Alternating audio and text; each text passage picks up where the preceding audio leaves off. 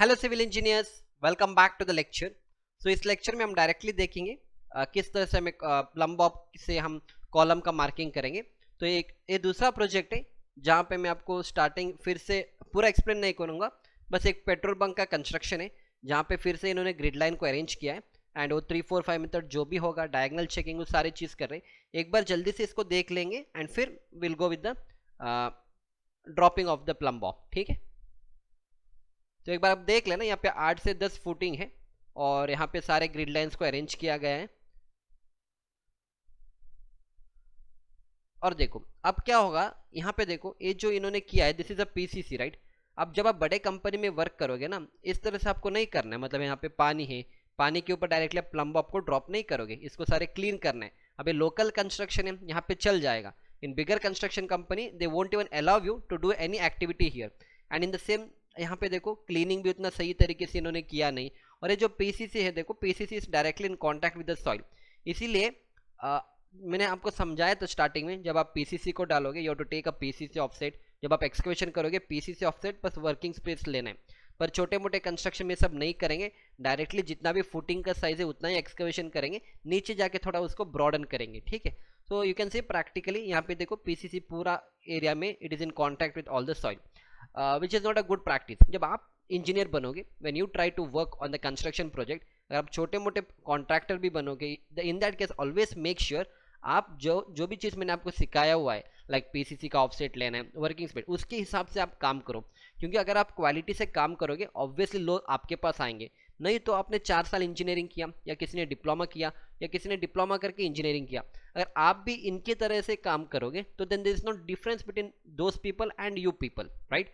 तो आपने जो सीखा है, जो भी इंडियन स्टैंडर्ड कोड बुक में मेंशन किया गया है, अकॉर्डिंग टू दैट आप प्रैक्टिस करो साइड पे, सो दैट ऑब्वियसली आपके पास नए नए प्रोजेक्ट्स आएंगे। क्योंकि देखो अल्टीमेटली हमें क्वालिटी इज इंपॉर्टेंट।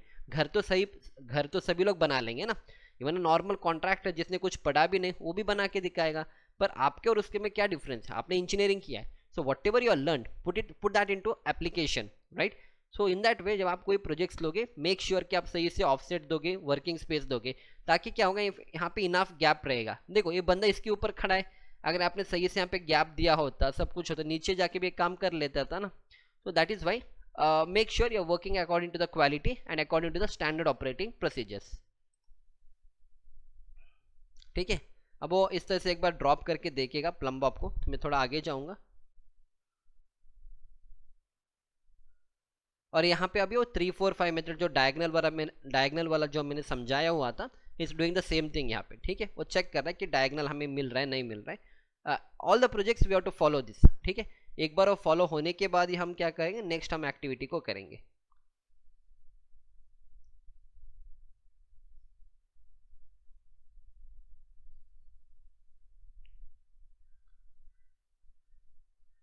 ठीक है, आपको यहाँ पे एक छोटा सा लाइन दूरी दिख रहा है ना, यहाँ पे small piece of thread. So this is a 3-4-5 method what they are adopting. ठीक है,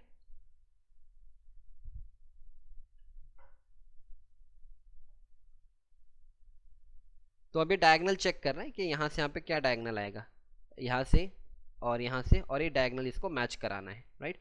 दे आर डूइंग दैट, या so you can see this is how your entire building looks. थोड़ा आगे कर दूंगा इसको, और यहाँ पे देखो पीसीसी के अंदर पूरा मिट्टी गिरा है। Again you should do the cleaning of that.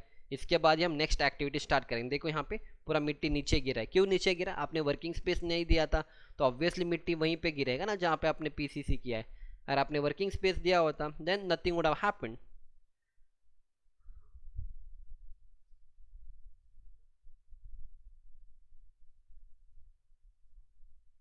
So most of the local construction ऐसे ही काम करते, इससे और भी बुरे तरीके से लोग काम करते, which is not a good construction practice, right. तो जब आप कोई प्रोजेक्ट्स को लोगे, make sure you are working according to the standards. या हो गया, 3-4-5 मेथड भी हमने कर लिया। यहाँ पे जो मैंने ऑलरेडी आपको एक्सप्लेन किया था, यहाँ पे भी हमने सेम प्रोसीजर, आपको यहाँ पे छोटा सा एक थ्रेड दिख रहा है ना, यहाँ पे बांधा है, उस तरह यहाँ पे भी बांधा हुआ है। Based on that they have done the 3-4-5 method. ठीक है, एक बार सब कुछ होने के बाद अब हम क्या करेंगे, we are going to do the column marking. अब देखो प्रैक्टिकली कॉलम मार्किंग कैसे करेंगे। तो हम थोड़ा एक सीमेंट मोर्टार को बना लेंगे। सीमेंट मोर्टार आप कोई भी रेशियो यूज़ कर सकते हो, is no such rules and all. बस आपको सीमेंट सैंड और थोड़ा पानी मिलाओ और एक रफ मोर्टार बना लो, थोड़ा सूखा सा मोर्टार बना लो। एंड इस तरह से हम ना जहाँ पे मेरा कॉलम आएगा उसके एग्जैक्टली बिलो थोड़ा स्प्रेड करके लूँगा, ठीक है। और इसको आप 50 mm तक आप इसका हाइट रख सकते हो, उसमें कोई मतलब ऐसे कुछ स्टैंडर्ड प्रोसीजर कुछ नहीं है कि आपको 50 ही रखना है। You can keep 75 mm also, but 50 is a good thickness what you can keep.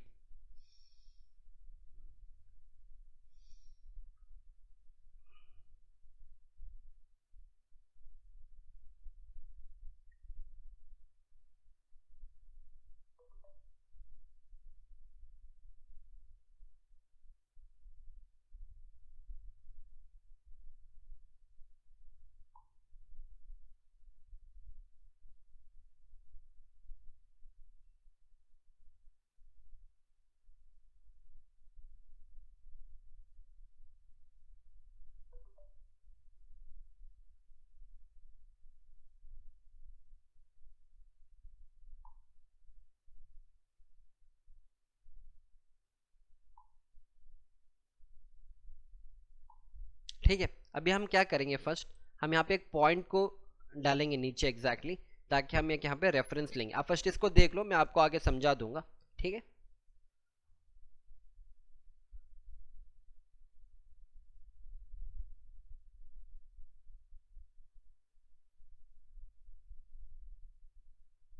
देखो मेरा कॉलम का सेंटर कहाँ पे, एग्जैक्टली यहाँ पे, this is my column centre. एक ग्रिड लाइन वाई है और एक ग्रिड लाइन एक्स है, let us consider.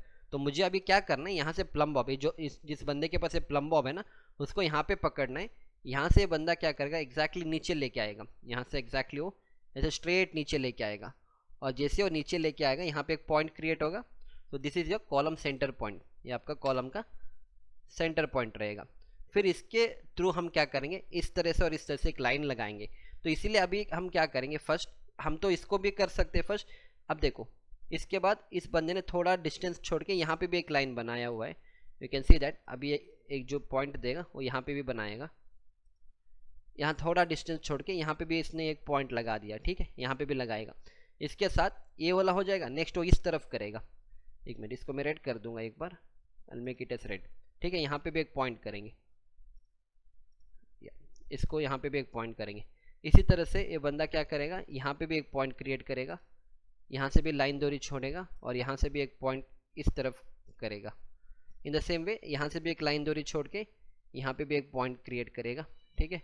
In the same way यहाँ से भी एक छोड़ के यहाँ पे एक पॉइंट क्रिएट करेगा, ठीक है। समझ में आ रहा है? इसको थोड़ा सा, चलो ऐसा करेगा। अब मैं इसको रेड कलर में करूँगा। अब जहाँ पे ड्रॉप करेगा सारे जगह पे हम एक पॉइंट क्रिएट करेंगे। यहाँ पे एक पॉइंट हो गया, फिर यहाँ पे एक पॉइंट क्रिएट किया, फिर यहाँ पे एक पॉइंट क्रिएट किया। अब हमें क्या करना है, इन पूरे पॉइंट को जोड़ना पड़ेगा। कैसे जोड़ेंगे, मैं व्हाइट कलर से ऐसे जोड़ूंगा अभी, I do it in this वे। तो ये वाला एक लाइन पे आ गया, हम इस तरह से ग्रिड लाइन बनाएंगे। ये मेरा हॉरिजॉन्टल ग्रिड लाइन हो गया। जो ऊपर वाला है ना, ये जो ब्लू वाला धागा आपको दिख रहा है, ये वाला जो हॉरिजॉन्टल दिख रहा है, वो सेम पैरेलल मैंने नीचे लाइन ड्रॉ किया। इसी तरह से वर्टिकल यहाँ पे एक ब्लू, एक और वर्टिकल में आपको एक लाइन दोरी दिख रहा है ना, सेम उसी लाइन को मैं नीचे इस 3 पॉइंट को कनेक्ट करूंगा। अब समझ में आ रहा है आपको, इसको ऐसे कनेक्ट करेंगे, ठीक है। ओके, इसको मैं थोड़ा सा शिफ्ट कर दूंगा ताकि वो लाइन थोड़ा यहाँ पे दिखेगा और ये भी यहाँ पे दिखेगा, ये लाइन इधर दिखेगा और ये वाला आपका इधर आएगा, ठीक है। समझ में आ गया? चलो अब क्या हो गया, इस तरह से हमने सेंटर पॉइंट मार्क कर लिया। ये जो जंक्शन यहाँ पे था, सेम जंक्शन मैंने यहाँ पे क्रिएट कर लिया। अब क्या करना है, जो भी मेरा कॉलम का साइज होगा उसके अगेंस्ट और उसके अकॉर्डिंगली मैं यहाँ पे कॉलम का लेआउट मार्क करूंगा। अगर इतना आपको समझ में आ रहा है, विल गो फॉरवर्ड। अब जो मैंने आपको एक्सप्लेन किया ना, आप सही से देखो, सेम चीज वहां पे ये लोग कर रहे हैं, करेंगे।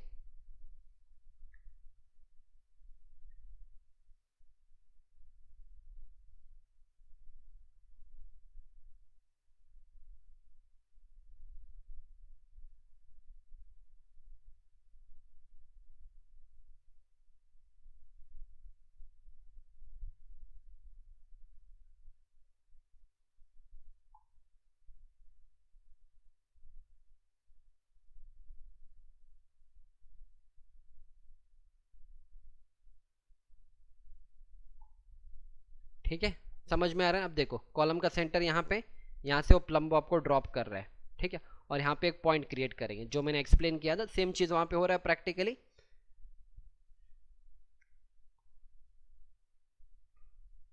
ठीक है, 2 पॉइंट हो गए। आपको उस तरफ भी करना है पर इन लोगों ने नहीं किया। आप अगर 4 पॉइंट भी होगा ना तब भी काफ़ी है, सेंटर पॉइंट चाहिए एक उस लाइन पे और एक इस लाइन पे, अगर हम 4 पॉइंट भी मिल जाएगा इट इज़ इनफ। अब आपके दिमाग में एक क्वेश्चन आया होगा कि सर ये सब ठीक है, इस बंदे ने यहाँ पे एक पॉइंट डाला था, यहाँ देखो एक पॉइंट तो यहाँ पे है सर, वो तो हमें समझ में आ गया कि कॉलम का सेंटर वाला पॉइंट है। इस बंदे ने एक और पॉइंट यहाँ पे लगा दिया, इन दोनों के बीच में हमें डिस्टेंस कितना रखना है, राइट? ये क्वेश्चन आपके दिमाग में आएगा कि हमने यहाँ से हम कितने डिस्टेंस पे इस पॉइंट को मार्क करेंगे। देखो वैसे कोई डिस्टेंस नहीं है, रैंडमली आप लोगे, क्योंकि कॉलम का साइज कितना रहेगा 9 इंच बाई 15 इंच और 9 इंच बाई 18 इंच, तो 9, 10, 11, 12 इंच के बीच में आप डिस्टेंस को रखो ताकि वो बाद में हम उसको सेट करेंगे। ठीक है, अब ऐसा नहीं कि यहाँ से कुछ स्टैंडर्ड आपका डिस्टेंस रहेगा, आप जितना भी ले सकते हो, क्योंकि आप एक रेफरेंस लाइन को मान के जा रहे हैं, इसलिए there is no such rules. ठीक है, आप कैसे भी उसको ड्रॉप कर सकते हो।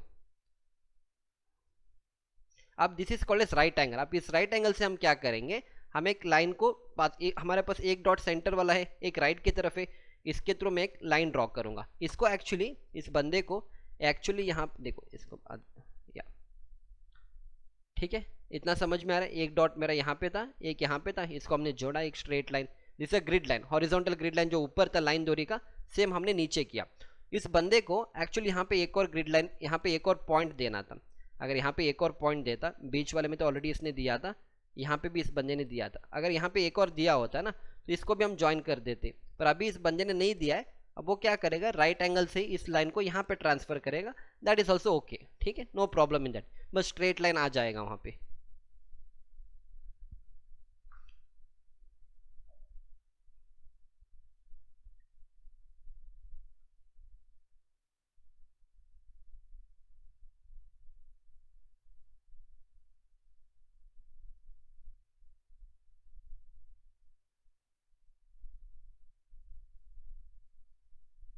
ठीक है, ऐसे अभी हम इस तरफ करेंगे, ए वाला हो गया, अब इस वाले साइड का करेंगे।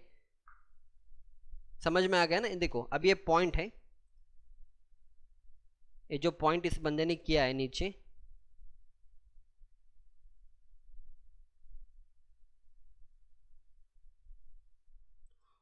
या ये जो पॉइंट इस बंदे ने यहाँ पे किया है ना, वो यहाँ पे भी कर सकता है, यहाँ पे भी कर, जिस बंदे ने यहाँ पे किया है, you can make this point here also. ठीक है, you can make this point here also, it depends on you.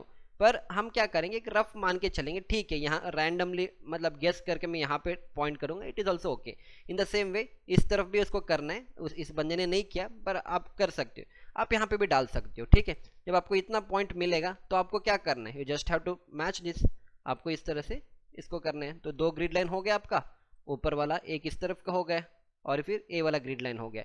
ये जो ब्लू वाला दिख रहा है दिस इज दैट लाइन, और इसी तरह से जो इस डायरेक्शन में आपको दिखेगा that is the red one, right? We are just transferring the grid lines from the top to the bottom.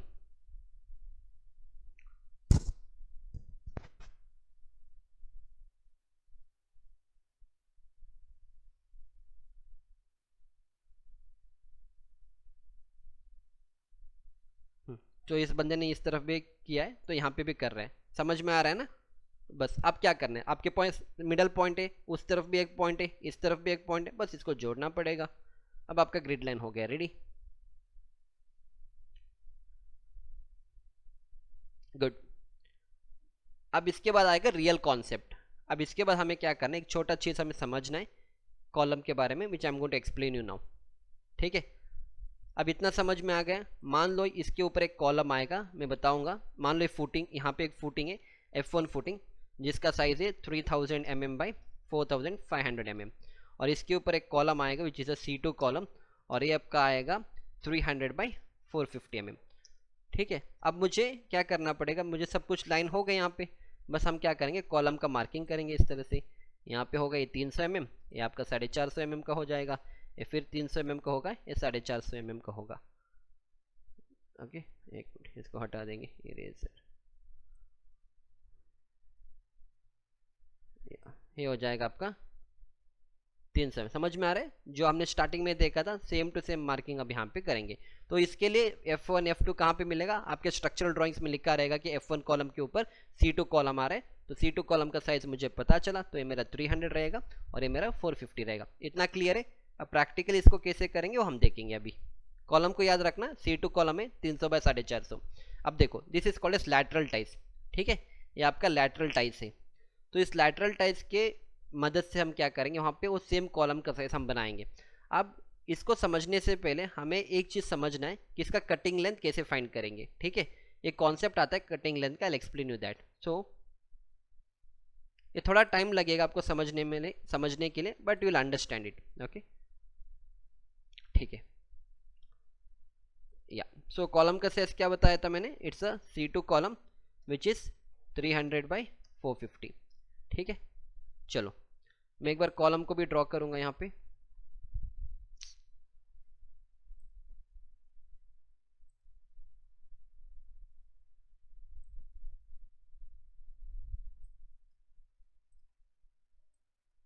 तो ये आपका कॉलम हो जाएगा और इस कॉलम के अंदर आपका लैटरल टाइस आएगा, ठीक है। This a column and this a column lateral ties. Lateral ties मतलब ये जो स्टीरअप या lateral ties, you can see that the same thing I have drawn it here, ठीक है। अब कॉलम का साइज बताओ मुझे कितने का है, तो डायरेक्टली मैं यहाँ पे लिखूंगा दिस इज 300, जो आपका विड्थ रहेगा वो 300 रहेगा और आपका जो डेप्थ रहेगा overall depth that is 450 mm, ठीक है। इतना क्लियर है? एक कॉन्सेप्ट याद रखना क्लियर कवर का। जो क्लियर कवर होता है वो 40 mm होता है, 40 mm होता है कॉलम में।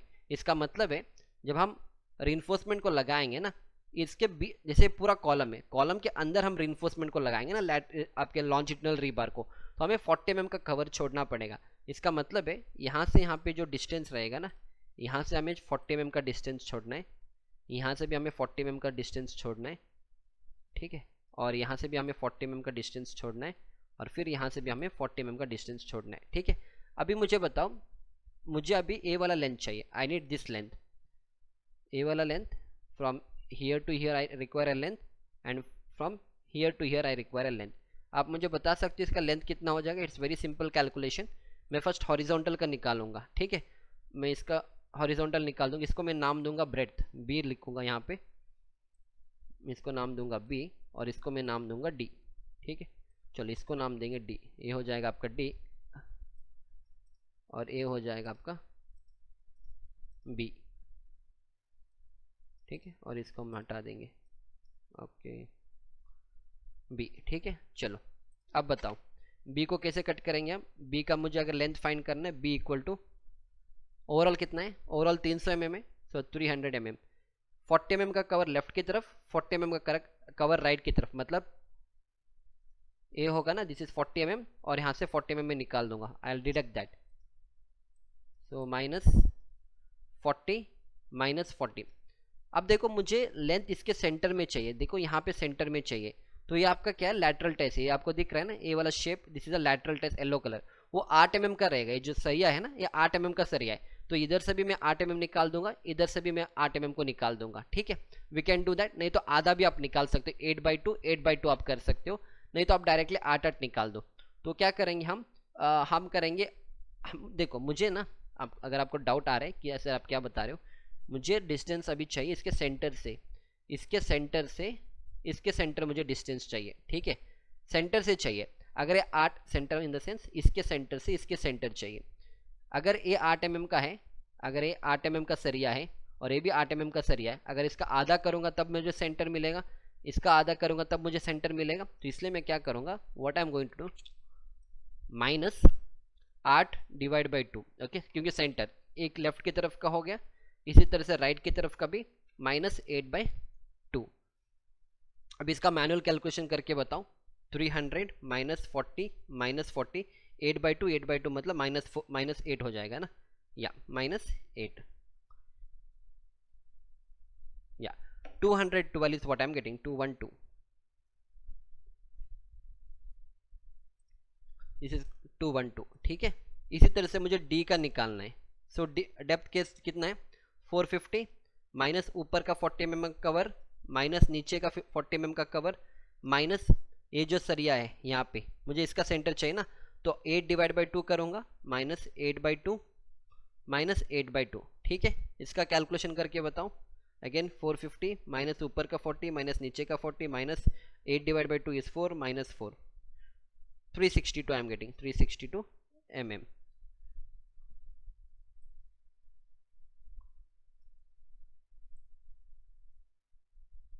362 mm, ठीक है। 450 माइनस 40 माइनस 40 8/2 4 या 362 mm, ठीक है। अब इसका मतलब क्या है? इसका मतलब है इस बंदे ने जो साइज यहाँ पे बना के रखा है ना, इस बंदे ने जो साइज यहाँ पे बना के रखा है, इट्स एक्चुअली यहाँ से यहाँ पे जो इस बंदे ने बना के रखा है और यहाँ से यहाँ पे जो बंदे ने बना के रखा है ना, उसका साइज मैं अभी लिख रहा हूँ। So that is actually B है ना, ये ब्रेड आपका 212 हो जाएगा, ये आपका 212 है और ये कितना हो जाएगा 362, ठीक है। इतना समझ में आ गया। अब हम क्या करेंगे, हमें इसका सेंटर चाहिए। अगर ये 212 ओवरऑल है, इसका सेंटर कितना हो जाएगा? वेरी सिंपल, 212 को डिवाइड बाई 2 करेंगे, सेंटर मिलेगा ना। 212 को अगर मैं डिवाइड बाई 2 करूंगा तो कितना हो जाएगा? 106 212 डिवाइड बाई 2, तो 106 हो जाएगा। आपको अभी दिख रहा है यहाँ पे ये बंदा यहाँ पे कुछ मार्किंग कर रहे हैं। तो इस बंदे ने अभी क्या किया, यहाँ पे देखो, अभी आप देखो इसके बाद मैं जब वीडियो को प्ले करूँगा, मैंने आपको कॉन्सेप्ट समझाया हुआ है। तो इसका आधा हो जाएगा 106 और इसका आधा हो जाएगा 106। अब इसका मार्किंग कर रहे हैं बंदा। इतना कॉन्सेप्ट क्लियर है आपका? अब मैं इसको निकाल दूंगा, अब जल्दी से वीडियो देखो। जो मैंने एक्सप्लेन किया ना, वो बंदा यही चीज़ कर रहा है, 106 का मार्किंग करेगा दोनों तरफ, ठीक है। देखो यहाँ पे मार्किंग किया है वाइट से, वाइट चौक से। तो आपको कटिंग लेंथ जो मैंने अभी पूरा एक इक्वेशन समझाया हुआ था ना, ये आपको करने के लिए आना है। You should know how to do this.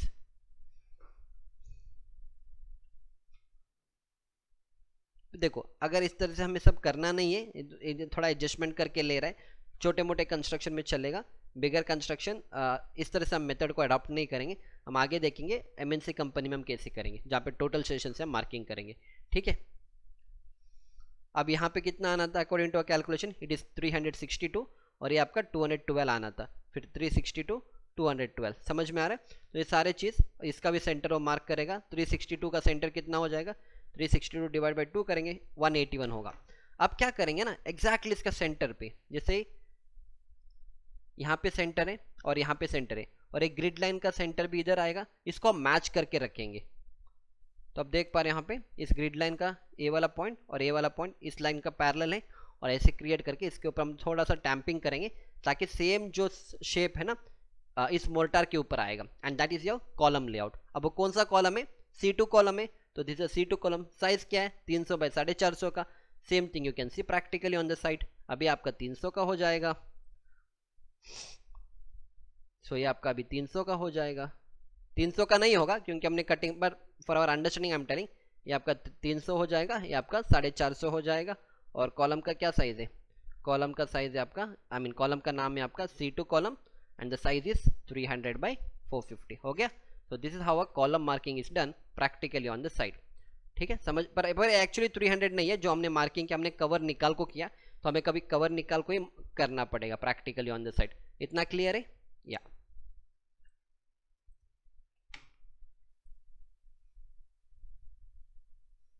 So I hope आपके पूरे कॉन्सेप्ट यहाँ तक क्लियर है। देखो एक और चीज़, ये डिपेंड करेगा, ये जो आपने मार्किंग किया है ना, ये मार्किंग ऐसे भी आ सकता था।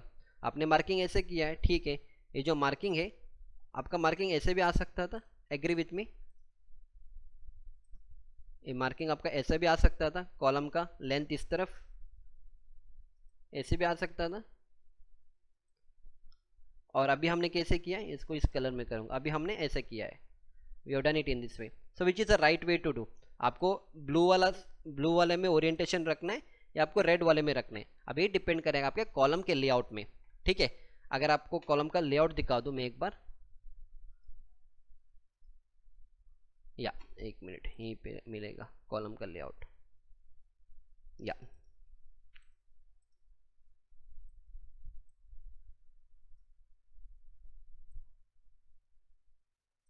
देखो एक बार कॉलम का लेआउट दिख रहा है? कॉलम का लेआउट वो डिपेंड करेगा आपके कॉलम, जैसे ये वाला कॉलम था तो ये वाला कॉलम आपको ऐसे रखना है तो प्रैक्टिकली आप साइड पे ऐसे रखोगे। ये जो कॉलम है ये आपको ऐसा रखना है, वर्टिकल रखना है तो आप वर्टिकल रखोगे। अगर आपको हॉरिजॉन्टल में ड्राइंग में दिया है, अगर आपको C5 का करना है तो आप प्रैक्टिकली ऑन द साइड ऐसे हॉरिजॉन्टल करोगे, ठीक है। अगर आपका कॉलम C6 वाला होता तो आप ऐसे अरेंज कर देते। वो डिपेंड करेगा आपके कॉलम के ओरिएंटेशन, या आप हॉरिजॉन्टली रखोगे या आप वर्टिकली रखोगे। You are getting my point. देखो इस C3 कॉलम कैसे रखोगे, ऐसे वर्टिकल रखोगे।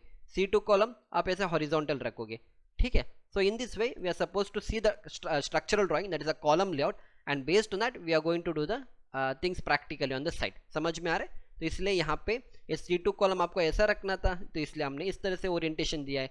अगर वो इस तरह से करना होता C2 कॉलम ड्राइंग में तो इस तरह से हम ओरिएंटेशन कर देते। Very simple. So I hope you have enjoyed my lecture and you are able to understand कि किस तरह से हमें कॉलम का लेआउट करना है। In the next lecture will try to see the MNC company way of marking the column and also the total station।